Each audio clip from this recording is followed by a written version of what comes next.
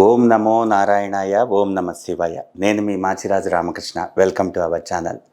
సహజ సిద్ధంగా ధర్మ సందేహాలు వాస్తు కార్యక్రమంలో మనం ఈ రోజున ఒక స్థలం తీసుకున్నప్పుడు స్థలంలో ఉచ్చస్థానం ఎక్కడ, అధమ స్థానం ఎక్కడ, స్థలంలో వాస్తు పురుషుడు ఏ విధంగా ఉంటాడు, వాస్తు పురుషుడి మర్మస్థానం ఎక్కడ, వాస్తు పురుషుడి నాభిస్థానం ఎక్కడ, అసలు ఎక్కడి నుండి ఎంతవరకు స్థలం వదిలి మనం ఇల్లు అనేటువంటిది మొదలు పెట్టాలి, అది ఏ విధంగా ఇల్లు మొదలుపెట్టి ఎక్కడి నుండి స్టార్ట్ చేసి ఎక్కడి నుండి ఎండ్ చెయ్యాలి అనేటువంటిది మనం పూర్తిగా తెలుసుకోబోతున్నాం. సహజ సిద్ధంగా ఒక స్థలం తీసుకున్నప్పుడు మనం ప్రాథమికంగా తీసుకునేటువంటిది మెట్నాక్ స్థలం. అంటే ఇది రోడ్డు ఏదైనా కానివ్వండి, ఏదైనా రోడ్డు అనేటువంటిది తీసుకున్నప్పుడు దీనికి పర్పెండిక్యులర్గా తీసుకోవాలి అనేటువంటిది అంతకుముందే చెప్పాను. ఇక్కడ ఏకస్థితి పద్ధతి అన్నారు. ఏకస్థితి పద్ధతి అంటే మనకి 81 భాగాలుగా స్థలాన్ని డివైడ్ చేయటం అనేటువంటిది ఇక్కడ ముఖ్య ఉద్దేశం. ఇక్కడ 9 భాగాలు అడ్డంగా, 9 భాగాలు నిలువుగా ఎప్పుడైతే చేశామో మనం ఏకస్థితి పద్ధతి ద్వారా స్థల విభజన అన్నారు. స్థల విభజన ఇలా అడ్డంగా నిలువుగా 9 భాగాలు చేసినప్పుడు ఇలా తీసుకున్నప్పుడు చుట్టూ ఉండేటువంటిది పిశాచ స్థలం. అంటే చుట్టూ కూడా పిశాచ స్థలం ఉంటుంది కాబట్టి ఆ పిశాచ స్థలంలో మనం ఎలాంటి ఇల్లు నిర్మాణం చేయకూడదు. అవి కేవలం సెట్ బ్యాక్స్గా మాత్రమే మనం వదిలిపెట్టుకోవాలి. ఇది చాలా జాగ్రత్తగా గుర్తుపెట్టుకోవాలి, అర్థం చేసుకోవాలి. ఇక్కడ సెట్ బ్యాక్స్ అంటున్నాను. ఆ సెట్ బ్యాక్స్ అనేటువంటిది ఇంటికి సెట్ బ్యాకా, లేకపోతే మనం వేస్తున్నటువంటి స్లాబ్కి సెట్ బ్యాకా, టాప్ వ్యూలో చూసినప్పుడు అది చాలా జాగ్రత్తగా అర్థం చేసుకోవాలి. అంటే ఇది మీకు ఇంకా బాగా అర్థం అవ్వాలంటే ఒక స్థలం తీసుకున్నప్పుడు దానిలో ఇంటి నిర్మాణం చేసేటప్పుడు ఏది ఎక్కడి నుండి మనకి సెట్ బ్యాక్ అనేటువంటిది పూర్తిగా అర్థం చేసుకోవాలి. అంటే ఇది ఒక స్థలం తీసుకున్నాం, స్థలంలో ఈస్ట్ ఫేసింగ్ అనుకోండి, ఇది రోడ్డు, ఇది ఈస్ట్ ఫేసింగ్ తీసుకున్నాం. ఇక్కడ ఇంటి నిర్మాణము అనేటువంటిది ఈ విధంగా తీసుకున్నాం. ఇలా తీసుకొని తూర్పు ఆగ్నేయంలో మెట్లిచ్చాం, తూర్పు ఆగ్నేయంలో సవ్య దిశలో మెట్లిచ్చాం.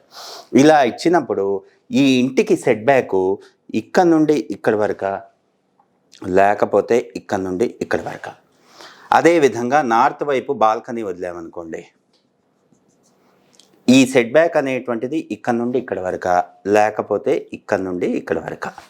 అంటే ఎందుకు ఇదంతా చెప్తున్నాను అంటే ఈ సెట్ బ్యాక్ అనేటువంటిది సహజ సిద్ధంగా అందరూ అనుకునే విధంగా ఈస్ట్ వైపు ఎక్కువ ఉండాలి, నార్త్ వైపు ఎక్కువ ఉండాలి, సౌత్ వెస్ట్ తక్కువ ఉండాలి, సౌత్ కంటే వెస్ట్ 1 ఇంచన్నా ఎక్కువ ఉండాలి, ఈ నార్త్ కంటే సౌత్ తక్కువ ఉండాలి, ఇలా రకరకాలుగా అపోహలతో ఉన్నారు.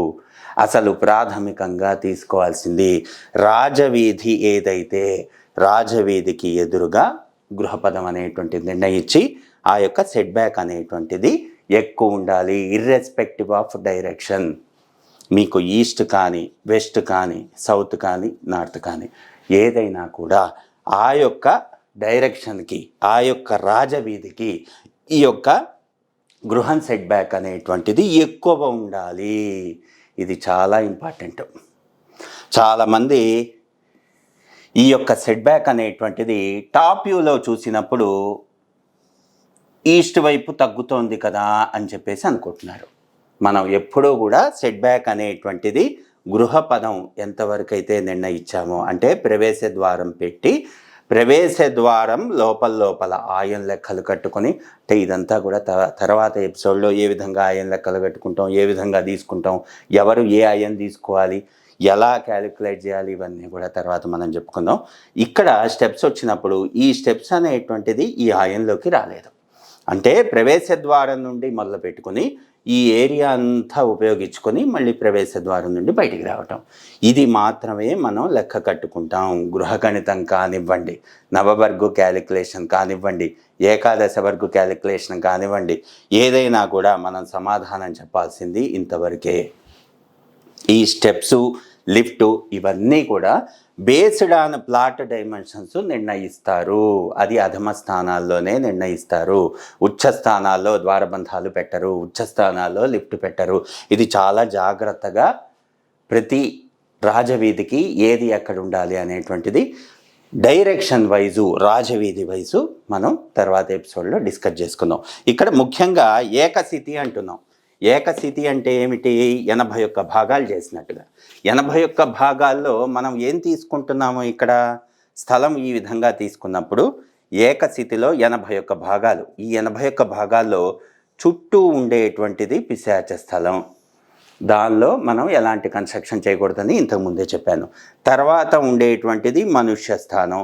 ఈ మనుష్య స్థానంలోనే మన టాయిలెట్స్ అనేటువంటివి డిజైన్ చేసేసేయాలి. అంటే ఎగ్జాంపుల్కి ఇది ఏదైనా ఈస్ట్ ఫేసింగ్ ఇలా తీసుకున్నప్పుడు మీకు సౌత్ ఇటువైపు వచ్చినప్పుడు టాయిలెట్స్ అనేవి ఇలా డిజైన్ చేసినప్పుడు టాయిలెట్కి ఒక వాల్ అనేటువంటిది అవుటర్ వాల్ అవ్వాలి, అంటే 9 ఇంచ్ వాల్ అవ్వాలి. చాలామంది తెలియక ఈ టాయిలెట్ ఇలా తీసుకొని దీని పక్కన కూడా ఇంకో టాయిలెట్ తీసుకొని ఈ రూమ్కి దీనిలోకి యాక్సెస్ ఇస్తారు, ఈ రూమ్ నుండి దీనిలోకి యాక్సెస్ ఇస్తారు. అలా టాయిలెట్ అనేటువంటిది గృహ గర్భానికి చేరువలో సెకండ్ టాయిలెట్ తీసుకుంటున్నారు. అలా పొరపాటును కూడా తీసుకోకూడదు. మనకి రూల్ ఏంటంటే టాయిలెట్కి ఒక వాల్ అనేటువంటిది 9 ఇంచ్ వాల్ అయి ఉండాలి. ఇది చాలా ముఖ్యమైనటువంటి విషయం. అంటే స్పేస్ని బట్టి ఆర్కిటెక్ట్స్ ఈ రోజుల్లో ఏం చేస్తున్నారంటే టాయిలెట్ ఇచ్చేసి దాని పక్కన కూడా ఇంకో టాయిలెట్ ఎందుకులే స్థలం అని చెప్పి వేస్ట్ అని చెప్పేసి ఈ విధంగా ఇచ్చేసి ఈ రూమ్కి ఇది ఇస్తున్నారు, ఈ రూమ్కి ఇది ఇస్తున్నారు. అలా చేయకూడదు. కాబట్టి టాయిలెట్కి ఎప్పుడూ కూడా అవుటర్ వాల్ అనేటువంటిది ఒకటి 9 ఇంచెస్ ఉండాలి. మీరు ఎన్ని టాయిలెట్లు డిజైన్ చేసుకున్నా కూడా ఇలా పక్క పక్కన చేయాల్సిందే. అదంతా కూడా మనుష్య స్థానంలో రావాలి. తర్వాత దైవతా స్థానం, అంటే ఇదే విధంగా మనం లెక్క కట్టినప్పుడు దైవతా స్థానం వస్తుంది. దైవతా స్థానంలోకి పొరపాటున కూడా టాయిలెట్స్ రాకూడదు. ఇది చాలా జాగ్రత్తగా గుర్తుపెట్టుకోవాలి. కొంతమంది దైవతా స్థానంలోకి టాయిలెట్స్ తీసేసుకుంటారు. తర్వాత వచ్చేటువంటిది బ్రహ్మస్థానం, తర్వాత వచ్చేటువంటిది గర్భం. మీకేం చెప్పాను? పిశాచ స్థలము, మనుష్య స్థానము, దైవతా స్థానము, బ్రహ్మస్థానము, గర్భం. ఈ గర్భంలో పొరపాటున కూడా పిల్లర్ రాకూడదు. ఇది చాలా ఇంపార్టెంట్. ఇక్కడ చాలామందికి ఒక సందేహం, ఈ పిల్లర్ అనేటువంటిది గర్భంలో వచ్చింది కదా, అది స్థల గర్భంలోనా లేకపోతే మీరు డిసైడ్ చేసినటువంటి గృహ గర్భంలోనా అనేటువంటిది చాలామందికి సందేహం. ఇక్కడ గృహ గర్భము, స్థల గర్భము ఇంటి ఆచ్ఛాదనలో ఉండేటట్లుగా మనం మొట్టమొదటిగా ఎక్కడి నుండి స్టార్ట్ చేసి ఎక్కడి వరకు ఏం చేయాలి అనేటువంటిది మనం నిర్ణయించాలి. ఇలా నిర్ణయించినప్పుడు ఈ యొక్క గృహము మధ్యలో డయాగ్నల్ లైన్ ఏదైతే ఉందో, అంటే మీకు 81 బాక్సులు చేశాంగా, ఈ 81 బాక్సుల్లో ఈ డయాగ్నల్ లైన్లో పిల్లర్ రాకూడదు. అంటే మనం 81 భాగాలు అంటే 9 భాగాలు అడ్డంగా 9 భాగాలు నిలువుగా చేసినప్పుడు మధ్యలో వచ్చేటువంటి బాక్సులో డయాగనల్గా పొరపాటున కూడా పిల్లర్ రాకూడదు. అదేవిధంగా 81 భాగాలు చేసినప్పుడు ఇది ఫస్ట్ బాక్స్ కదా, ఇది మర్మస్థానం, పొరపాటున కూడా అక్కడ పిల్లర్ రాకూడదు. ఈ ఫస్ట్ బాక్స్లో ఇది మర్మస్థానం, అక్కడ పిల్లర్ రాకూడదు. అలా మీ డయాగనల్గా మర్మస్థానాలన్నీ కలుపుకున్నప్పుడు ఎక్కడైతే ఈ బాక్సులు ఇంటర్సెక్ట్ అవుతాయో అవన్నీ మర్మస్థానాలు. అక్కడ పొరపాటున కూడా మీరు హౌస్ డిజైన్ చేసేటప్పుడు కాలం పొజిషన్స్ నిర్ణయించేటప్పుడు ఒక అలైన్మెంట్తో ఈ మర్మస్థానాల మీద రాకుండా చెయ్యాలి. దాని ప్రకారమే సెట్ బ్యాక్స్ ఇవ్వాలి.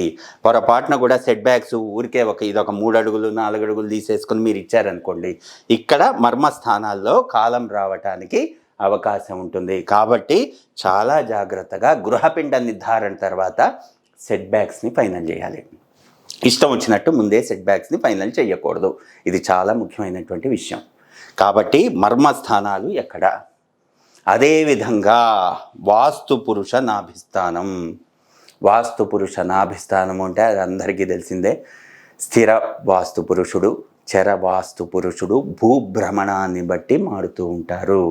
ఇలా మారినప్పుడు మనం ఏ విధంగా ఎక్కడ స్థానాన్ని ఫైనల్ చేయాలి, అందుకే ఈ మాసంలో ఈ పని చేయాలి, ఈ యొక్క విధి విధానం, ఈ యొక్క శంకుస్థాపన ఇక్కడ చెయ్యాలి, నాభిలోనే చెయ్యాలి అని ఎందుకు మనకి ప్రామాణికంగా చెప్పారు అంటే, స్థిర పురుషుడికి నాభిలో ఎప్పుడైతే శంకుస్థాపన చేసి మనం అన్నీ కూడా క్రతువు ప్రామాణికంగా అంటే పుణ్యావచనం, నాంది దేవతల ఆహ్వానం, నవగ్రహ మండపారాధనం, వాస్తుపురుష మండపారాధనం సమయానికి శంకుస్థాపన అనేటువంటిది నాభిస్థానంలో ఎప్పుడైతే చేశామో ఏర్పడేటువంటి గృహపిండము అనేటువంటిది బలంగా ఏర్పడుతుంది.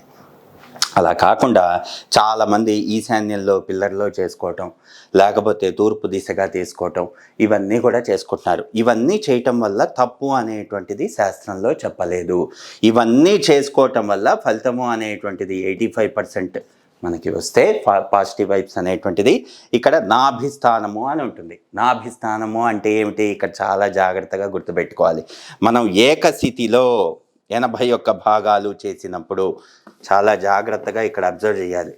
81 భాగాలు ఏకస్థితిలో చేసినప్పుడు 31వ స్థానంలో నాభి వస్తుంది. ఇది చాలా బండగుర్తుగా గుర్తుపెట్టుకోవాలి. మనం ఏ ఇల్లు కట్టినా, ఏ నిర్మాణం కట్టినా, ఏ సముదాయం కట్టినా వాస్తు పురుష నాభిని మొట్టమొదటిగా నిర్ణయించి, పెద్ద స్థలాలైతే డిజిటల్ మార్కింగ్ చేసి నిర్ణయిస్తాం. చిన్న స్థలాలైతే కన్వెన్షనల్ మోడ్లో మనం ఆ నాభిస్థానాన్ని నిర్ణయిస్తాం. ఇలా నిర్ణయించినప్పుడు, ఇలా 81 భాగాలు తీసినప్పుడు 3 భాగాలు తీస్తాం. అంటే 81 భాగాలు చేసినా, లేకపోతే ఒక స్థలాన్ని ఇట్లా 9 భాగాలు చేసినా, ఇదంతా కూడా బ్రహ్మస్థానం, ఇది మర్మస్థానం, ఇవి మర్మస్థానం, ఇంటర్సెక్షన్ పాయింట్స్ మర్మస్థానం. ఇలా మర్మస్థానాలు పెట్టి దీనికి డయాగ్నల్ లైన్ ఇలా పెట్టినప్పుడు ఇక్కడ మిడిల్లో మీకు గర్భం వస్తుంది. ఈ గర్భం దగ్గర పొరపాటున కూడా శంకుస్థాపన చేయకూడదు. అంటే స్థలానికి డయాగనల్ లైన్స్ తీసుకున్నప్పుడు ఆ డయాగనల్ లైన్స్ ఇంటర్సెక్షన్ పాయింట్లో పొరపాటున కూడా మనకి శంకుస్థాపన అనేటువంటి చేయకూడదు. ఇది గర్భం, స్థల గర్భంలో ఎవ్వరు కూడా శంకుస్థాపన చేయరు. ఇక్కడ తీసుకునేటువంటిది, ఇది ఈస్ట్ ఫేసింగ్ తీసుకున్నాం అనుకోండి, ఇది ఈస్ట్ రాజవీధి అనుకోండి, ఇక్కడ నుండి ఇది మనకి నాభిగా తీసుకుంటాం. అంటే ఇక్కడ నుండి మీకు 81 భాగాలు చేసినప్పుడు కింద 9 భాగాలు, పైన 9 భాగాలు, 9 భాగాలు, అంటే 9 3 27, 27 భాగాలు అయిపోయింది. తర్వాత 28, 29, 30, 31 ఇలా వచ్చేటువంటి ఈ 31వ స్థానంలో మాత్రమే మనం నాభిగా తీసుకొని అక్కడ శంకుస్థాపన చెయ్యాలి. ఇది చాలా ముఖ్యమైనటువంటి విషయం. మీరు ఏది తీసుకున్నా, మయవాస్తు తీసుకున్నా, విశ్వకర్మ ప్రకాశిక తీసుకున్నా, నారద సంహిత తీసుకున్నా, అపరాజిత పృచ్ఛ తీసుకున్నా, చెప్పేటువంటి సారాంశం ఇదే. ఆ క్యాలిక్యులేషన్ అంతా కూడా తిప్పి తిప్పి తిప్పి తిప్పి ఈ నాభిస్థానం దగ్గరికే తీసుకొస్తున్నాయి. అది తెలియని వాళ్ళు ఊరికే నార్త్ ఈస్ట్ కార్నర్లో ఊరికే ఒక 2 అడుగులు వదిలిపెట్టి చెయ్యండి, 4 అడుగులు వదిలిపెట్టి చెయ్యండి, ఇవన్నీ కూడా చెప్తూ ఉంటారు. అవన్నీ కూడా మనం ప్రామాణికంగా తీసుకోకూడదు. కాబట్టి తస్మాత్ జాగ్రత్త. మీరు నాభిస్థానంలో చెయ్యట్లేదా? నాభిస్థానంలో చేస్తే గృహపిండానికి బలం ఎక్కువ. కాబట్టి మనం ఇలా స్థలము అనేటువంటిది ఏకస్థితి పద్ధతి ద్వారా, ఏది పిశాచ స్థలం, ఎక్కడి నుండి ఎక్కడి వరకు మనుష్య స్థానం, ఎక్కడి నుండి ఎక్కడి వరకు దైవతా స్థానం, ఏది బ్రహ్మస్థానం, ఏది స్థల గర్భం, ఏది గృహగర్భం, మొత్తం కూడా నిర్ణయించుకొని వాస్తు పురుష నాభిస్థానంలో గృహగణితం చేసి, ఇంటి నిర్ధారణ చేసి, సెట్ బ్యాక్స్ ఫైనల్ చేసి ఎవరైతే కట్టుకుంటారో ఆ ఇల్లు స్వర్గధామం. సకల జన సుఖినో భవంతు. స్వస్తి.